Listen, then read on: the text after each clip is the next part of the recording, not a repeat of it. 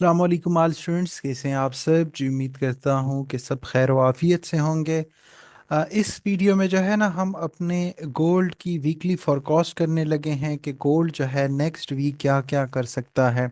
और कुछ दिन जो है ना मैं इनएक्टिव था यूट्यूब पर। वीकली फोरकास्ट वगैरह जो है या डेली फोरकास्ट अपलोड नहीं कर पाया, कुछ मेरी मसरूफियात थी तो मैं उनमें बिज़ी था। और इंशाल्लाह नेक्स्ट जो है ना इसी तरह से जो भी एनालिसिस वगैरह होंगे वो आप लोगों के साथ शेयर कर दूंगा, ताकि आप लोगों की भी थोड़ी बहुत लर्निंग हो सके कि मार्केट बेसिकली चलती किस तरह से है। आते हैं अपनी वीकली फोरकास्ट पर। सबसे पहले चलते हैं वीकली टाइम फ्रेम पे। वीकली टाइम फ्रेम में चलते हैं कि वीकली टाइम फ्रेम में क्या हो रहा है। ये वाली ट्रेंड लाइन जो है ना मैंने बहुत पहले से लगाई हुई थी। अगर आपने वीकली फॉरकास्ट जो है ना देखेंगे तो उसमें आई थिंक फर्स्ट जो मेरी फर्स्ट फॉरकास्ट थी या सेकंड फॉरकास्ट, उसमें ये ट्रेंड लाइन मैंने उस टाइम लगाई हुई थी कि जब इस पर आएगी तब ये यहाँ से रिएक्शन लाजमी देगी। और ये जो है ना प्रीवियस फॉरकास्ट में ये वाला फेयर वैल्यू गैप भी हमने मार्क किया था, तो मार्केट उसी में आ गई है। और उसके बाद हम देखेंगे कि नेक्स्ट आगे क्या हो सकता है। और चलते हैं D1 के टाइम फ्रेम में। D1 में जो है ना थोड़ा सा स्ट्रक्चर क्लियर है। बाकी तो अभी देखें, करंटली ये हमारा एक बाइंग एरिया है। और यहाँ से मार्केट 90 डिग्री जो है ना इसने फॉल किया है, गिर ही रही है। और यहाँ पर अगर हम देखें ना, यहाँ पर एक ये फिब लगाएं तो ये वाला एरिया जो है ना आ रहा है इसका एक रिट्रेसमेंट यहाँ से मिल सकती है, क्योंकि ये एक बाइंग लेवल है। यहाँ से हमें यहाँ तक की रिट्रेसमेंट्स जो है ना इन एरियाज तक मिल सकती है, क्योंकि इसने इस लो को भी ब्रेक किया हुआ है। और अगर हम देखें तो प्रीवियस फोरकास्ट में मैंने आपको बिहेवियर थोड़ा सा बताया था, तो ये इन सारे पुल बैक से एक बहुत बड़ा पुल बैक आ गया है। तो इसे हम जो है ना उसी के हिसाब से देखेंगे। ये इसने ये लो भी लिया हुआ है, तो ट्रेंड थोड़ा सा शिफ्ट लग रहा है। ट्रेंड जो है ना चेंज लग रहा है। ये फिब लेवल भी हमने लगाया है कि एक रिट्रेसमेंट यहाँ से आए और फिर यहाँ से जो है ना एक और मूव सेल में हम प्रेडिक्ट कर रहे हैं। वो फिर उसी के हिसाब से देखेंगे। अभी जो है ना करंट हमने सीन सिनेरियो देखना है कि करंट सीन सिनेरियो इसका क्या चल रहा है। यहाँ से एक्सपेक्ट क्या है। सबसे पहले यहाँ थोड़ा सा स्ट्रक्चर समझ लेते हैं। ये लो लिया हुआ है और यहाँ पर जो है ना ये लास्ट टाइम एक हाई वॉल्यूम आया था, ये वाला। और ये उसकी जो है ना हॉरिजॉन्टल लाइंस भी मैंने लगाई हुई हैं, तो ये जोन वैलिड है कि मार्केट यहाँ से जो है ना इन एरियाज में आए और फिर यहाँ से हम नेक्स्ट आगे की तरफ देखेंगे। और यहाँ अगर हम स्ट्रक्चर मार्क करें, ज़्यादा पीछे आप लोगों ने नहीं जाना, बस जस्ट जो करंट सारी चीज़ें चल रही हैं ना उसी के हिसाब से आपने मार्केट को लेकर चलना है। ज़्यादा पीछे जाएंगे तो फिर कंफ्यूज ही रहेंगे कि हो क्या रहा है। ये एक यहाँ एक ये चैनल लग रहा है,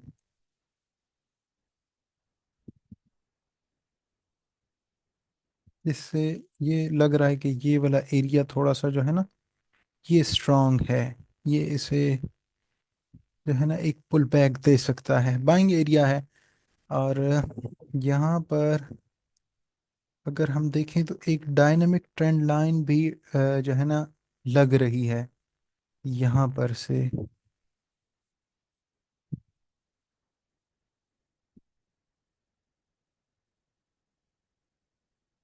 कनेक्ट भी हो रही है सारी चीज़ें यहाँ से।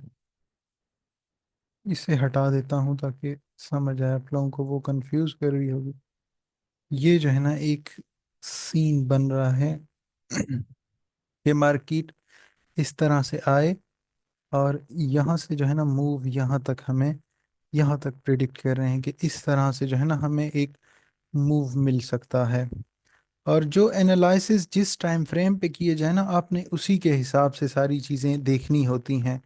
और मोस्टली कॉमन एक बहुत ही ज़्यादा कॉमन सवाल मेरे पास आता रहता है कि सर जब हम जो है ना बड़े टाइम फ्रेम से छोटे टाइम फ्रेम पे आते हैं तो उसका स्ट्रक्चर जो है ना मार्केट का कुछ और ही होता है। तो आपने देखें, जो भी जिस भी टाइम फ्रेम पर एंट्री लेनी होती है ना, आपने एनालिसिस बड़े टाइम फ्रेम करके के कर लिए, और अभी आपने एंट्री लेनी है तो एंट्री छोटे टाइम फ्रेम पर ली जाती है।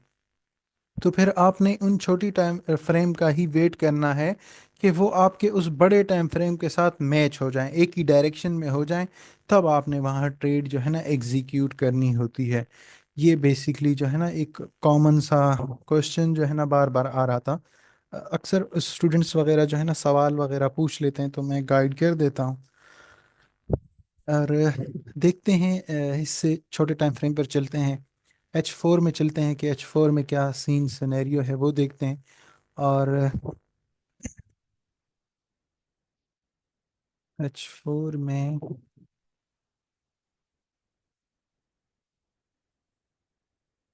देखें, H4 में तो डायरेक्ट ही है। H4 में भी क्या हो सकता है ना, अगर इसने पुल बैक भी लेना है ना, तो अगर एक बड़ा पुल बैक लेना है, इस वाले एरिया तक आना है ना, तो इसने, ये इसका प्रीवियस लो है, ये प्रीवियस वीक के जो है लो है ये। तो इसने इस लो को इस तरह से स्वीप कर कर अंदर क्लोजिंग देगा ना, तो ये वाला यहाँ तक का एरिया जो है ना, फिर ये यहाँ से ट्रेवल करेगा। सबसे पहले ये प्रीवियस लो है ना, इसको एक दफ़ा स्वीप करके अगर अंदर क्लोजिंग देगा ना, तो फिर ये यहाँ तक ट्रेवल कर पाएगा। जब भी ट्रेंड चेंज होगा ना, कोई भी ट्रेंड अपना जब चेंज करता है ना, तो सबसे पहले वो अपने इस लो को स्वीप करता है। लो को स्वीप करेगा, एक छोटा सा पुल बैक लेगा। मतलब प्रीवियस बिहेवियर अगर आप देखें ना, तो देखें ये एक बड़ी बड़ी कैंडल्स बन रही हैं।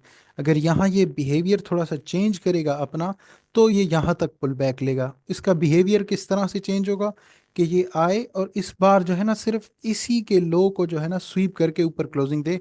तो ये बहुत ही अच्छी कंफर्मेशन होती है कि यहाँ से जो है ना ये एक इस वाले एरिया तक आएगा।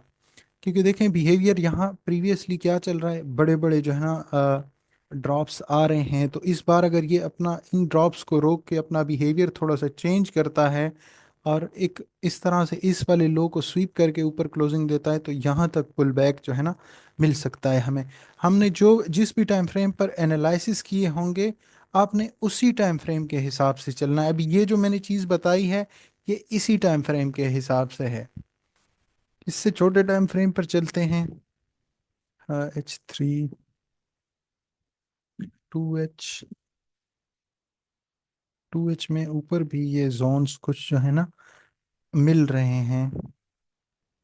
इस बार जो है ना मैंने ज़्यादा छोटे टाइम फ्रेम पर नहीं जाना।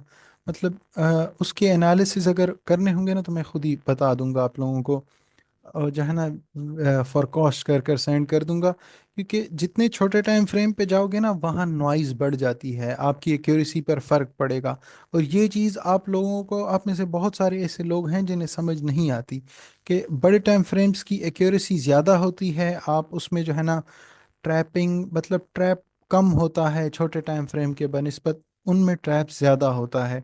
आप जो भी वो फॉलो कर रहे हैं मेथड, फिर उस जो भी मेथड हो, तो फिर वो ट्रैप करना ज़्यादा कर देता है, मतलब ट्रैप ज़्यादा हो जाता है। ये हमारा, अभी ये मैं लेवल्स बता रहा हूँ आप लोगों को, इन लेवल्स में जो है ना हमने इन्हें देखना है। ये हमारा एक सेलिंग एरिया है। ये सेलिंग एरिया है, क्योंकि यहाँ देखें ना, एक इक्वल टॉप्स का टाइप का जो है ना वो बन गया है, रेजिस्टेंस बन गया, इन सारों के ऊपर जो है ना लिक्विडिटी है। और इसी इसका टाइम फ्रेम टाइम देखें, फ्राइडे वाले दिन 11 बजे, और ये जो है ना एक हमारा लो है 11 बजे, एशियन लो समझ लें, ये एशियन लो है एक। यहाँ पे ये रेंज है ना, ये पूरी की पूरी एक रेंज है, यहाँ सबके एसएल पड़े हुए हैं ऊपर और नीचे। तो हमने इन एसएल्स, इनकी लिक्विडिटी देखे ना। मेन चीज़ है लिक्विडिटी का, आप लोगों को पता होना चाहिए कि लिक्विडिटी जो है ना बेसिकली कहाँ कहाँ पड़ी है। ये पूरी मार्केट लिक्विडिटी के ऊपर चलती है। आप लोगों को ये पता है कि भाई एसएल सारों के कहाँ हैं, और जो है ना रिटेलर्स के एसएल कहाँ हैं, स्मार्ट मनी के ऑर्डर्स वगैरह कहाँ हैं। तो आप लोगों को सारी चीज़ें जो है ना इजी हो जाएंगी। और इंशाल्लाह नेक्स्ट वीक में जो है ना, अगर मैं कोर्स अपना लॉन्च कर सका, तो क्योंकि बहुत सारे ऐसे स्टूडेंट्स हैं जो मेरे इनबॉक्स आकर मुझे यही कहते हैं कि आपने इस मंथ का कहा था कि आपने अनाउंस करना है, तो कुछ मसरूफ देखें यार, मसरूफियात आ जाती हैं, तो मैं जो है ना वो डिले कर देता हूँ कि ये सारी चीज़ें ख़त्म हो जाएं, उसके बाद ही जो है ना अगर मैंने अपना कोर्स लॉन्च करना चाहा तो आप लोगों को बता दूंगा।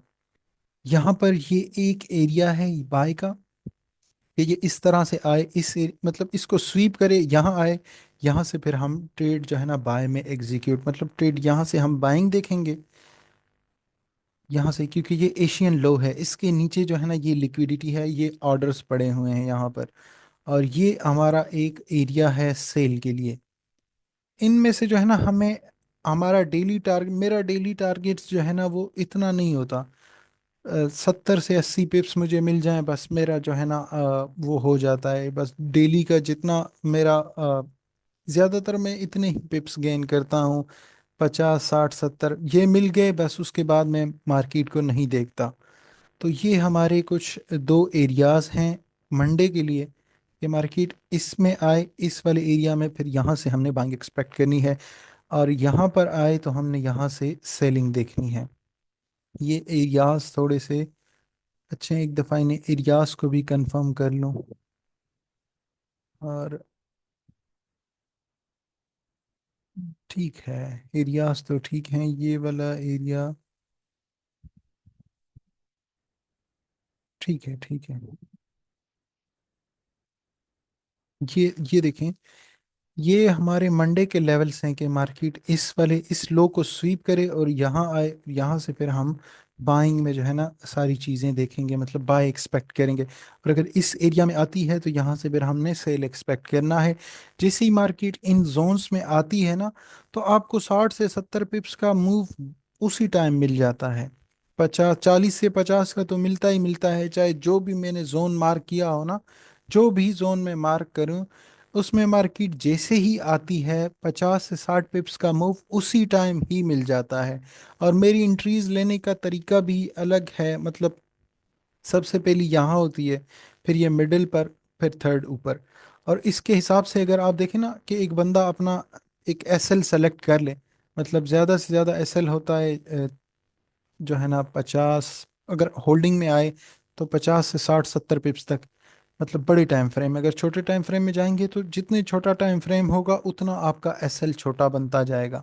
तो उसी के हिसाब से मेरा एक वो होता है कि अगर मैं पूरी की पूरी जो मेरे लॉट पुट करनी है ना, वो स्प्लिट कर देता हूँ मैं, थोड़ी यहाँ, मतलब कम से कम यहाँ दे दी, फिर यहाँ बीच में थोड़ी सी दे दी, और ऊपर अगर यहाँ का मेरा एसएल मतलब बन रहा है, इस तरह से समझ लें कि 40 से 50 जो है ना पिप्स का एसएल बन रहा है, तो मैं उसे स्प्लिट कर देता हूँ। अगर इस तरह से मिसाल ले लें, 40 से 50 का जो है ना वो है, और मेरा एसएल बनता है, ले लें $50 से 100 का, है ना, तो मैं उसे स्प्लिट कर देता हूँ, आधा आधा कर देता हूँ, तो मेरा वो एसएल थोड़ी सी लॉट यहाँ पे डाली, थोड़ी सी यहाँ पे, थोड़ी सी यहाँ पे, तो वो जहाँ पर मेरा $100 का एसएल होना था ना, तो वो आ जाता है इस स्प्लिट के थ्रू, जो है ना वो एसएल मेरा बहुत ही छोटा हो जाता है, $50 का या $60 का। तो इसमें भी जो है ना बहुत सारी, कभी कभी एग्जीक्यूट, मतलब तीनों ट्रेड्स जो है ना मोस्टली इससे पहले ही सारी चीज़ें जो है ना मिल जाती हैं, एंट्रीज वगैरह जो है ना सब कुछ उसी में ही मिल जाता है। तो ये भी आप लोगों को एक आइडिया दे रहा हूँ कि आप इस तरह से भी, अगर आपने एक बड़ी लॉट लगानी है ना, तो उसे स्प्लिट कर दिया करें, तो आपका जो एसएल है ना वो और छोटा हो जाएगा।